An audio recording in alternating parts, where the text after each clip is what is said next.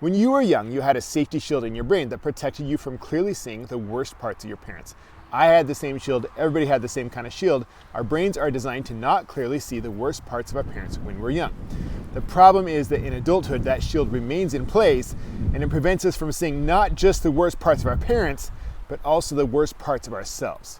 So even though my brain was shielding from understanding exactly what my parents were up to, my brain was still getting trained on the way they handled interpersonal conflict, on the way they saw themselves, on the way they saw me, on the way they treated each other, on the way they treated me, on how they thought about themselves.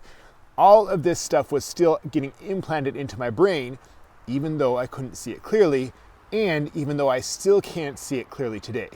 So I was blind to the worst parts of my parents when I was young, and the worst parts of my parents were being programmed into me, and they're still in me, and I'm still blind to it, which means I can't see the worst parts of myself, which means that it's really hard to change that because you can't change what you can't see.